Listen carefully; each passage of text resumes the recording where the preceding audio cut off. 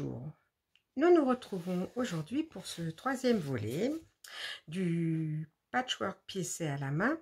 Donc aujourd'hui, je vous propose de faire une couture en Y. Alors, je vous ai préparé un petit modèle. C'est un cube, modèle très traditionnel au patchwork. Ce qu'on appelle la couture en Y, c'est ça. Voilà, soit on assemble ces deux pièces ensemble et on vient insérer le carré, soit on assemble ces deux pièces ensemble et ensuite on vient insérer le côté du cube.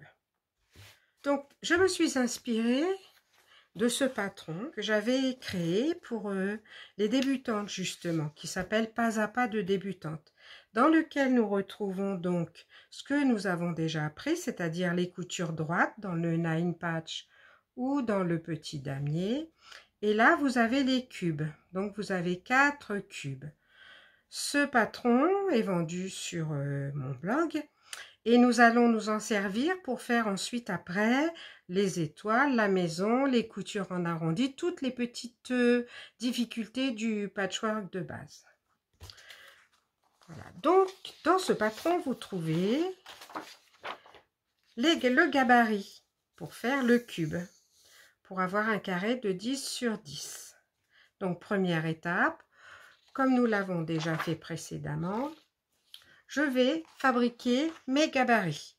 Donc, je vous passe l'étape du tracé. J'ai fait sur ma fiche Bristol le tracé de mon gabarit que je découpe. Avant de découper, je marque bien sur chaque gabarit la lettre qui le représente. Ça me permet ensuite de replacer, grâce à mon original, mes pièces au bon endroit. Voilà. Deuxième étape, découpage. Je vous épargne aussi le découpage. Mes gabarits sont déjà découpés. Alors, on va passer au tracé sur le tissu. Alors, je vais vous montrer cette étape parce que les gabarits ont un sens en réalité. Donc, je vais tout d'abord tracer le carré dans mon tissu clair. Voilà.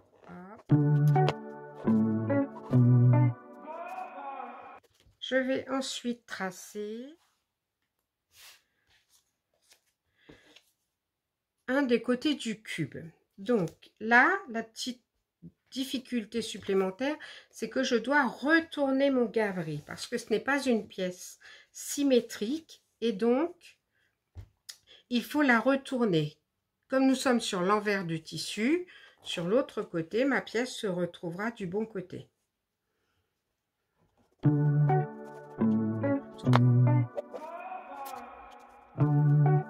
me retrouve avec donc mes pièces de tissu tracées et découpées. J'ai bien marqué sur chaque pièce du tissu la même lettre que sur mon gabarit. Et je vais maintenant procéder à l'assemblage. Afin de savoir comment je dois placer mes pièces, je reprends mon original et je viens positionner mes pièces au même endroit. Voilà, ça me permet de vérifier que ma pièce est dans le bon sens. Vous voyez bien que je ne peux pas les inverser. Elles ont bien chacune leur place. Voilà, et je termine avec mes deux petits triangles pour finir le carré. Donc, j'ai deux solutions. Ou j'assemble ces deux pièces-là et je viens insérer le carré, ou j'assemble ces deux pièces-là, puis je viendrai insérer l'autre côté. Je vais commencer par faire cette partie-là. Donc, endroit sur endroit, je coupe plutôt côté clair, c'est plus facile. J'utilise, donc là j'ai pris un fil moyen gris, toujours un fil à quilter parce que je n'utilise que ça. Un fil à quilter, une aiguille numéro 10. Je démarre donc bien le coin dans le coin.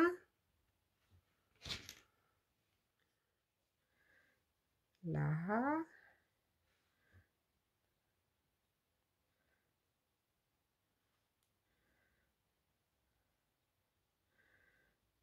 Un premier petit point pour maintenir ensemble mes tissus, une épingle à l'autre extrémité de la couture pour bien marquer le coin, une épingle intermédiaire pour vérifier que je suis sur le trait,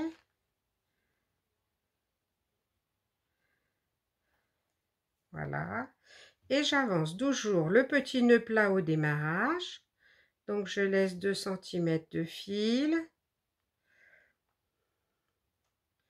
et je viens avec le fil qui sort du chat, qui passe dans le chat, faire le tour de mon aiguille. Ça me fait une boucle sans épaisseur. Et j'avance au point de devant.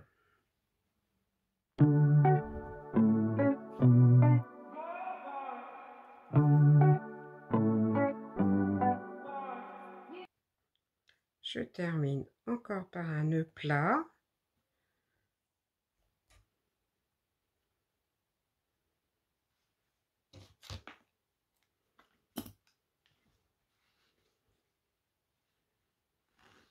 Voilà, j'écrase ma couture.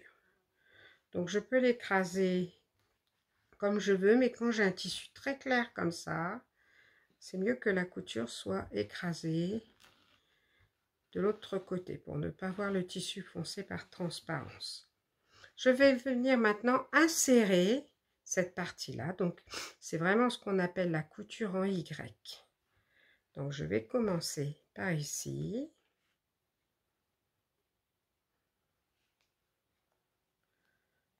Un petit point pour maintenir le coin dans le coin.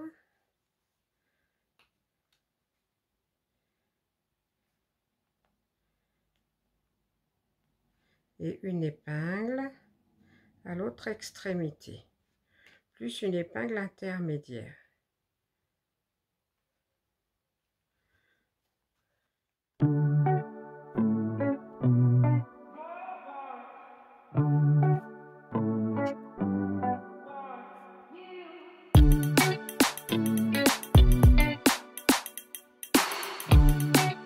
Voilà, j'arrive au bout de ma première couture. Je fais le dernier point à la place de l'épingle. Je fais un petit point arrière ou un nœud. Et là, je vais tourner mon tissu de manière à positionner bord à bord le deuxième côté. Donc, je redémarre bien le coin dans le coin. S'il n'y est pas, je l'ajuste.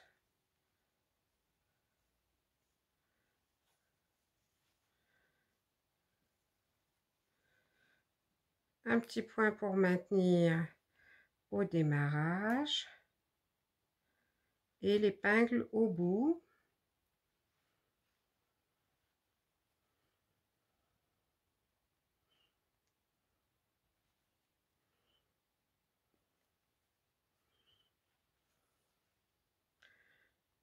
Donc la boucle, toujours le nœud plat pour redémarrer.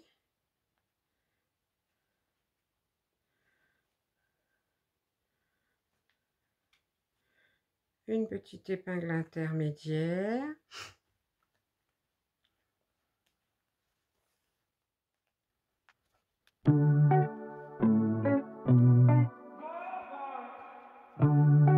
Voilà, je terminais par un nœud plat. Donc voilà, j'ai réalisé ma couture en Y. Donc comme pour l'assemblage du pas à pas numéro 2, je fais toujours tourner mes coutures dans le même sens.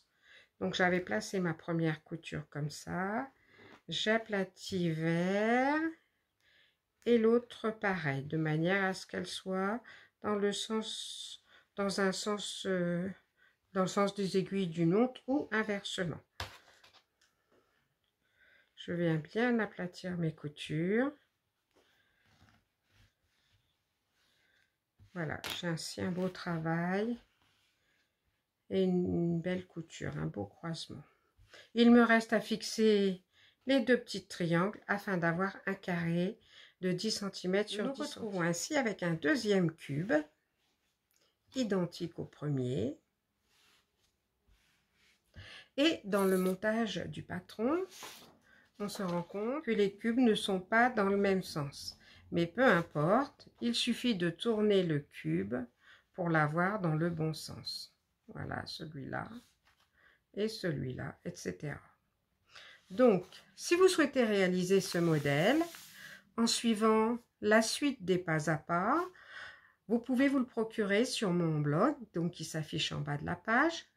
Et ainsi, on pourra voir étape par étape tous les petits blocs et toutes les petites difficultés qu'on peut rencontrer dans les bases du patchwork. Je vous invite à vous abonner et on se retrouve pour une prochaine vidéo. Au revoir.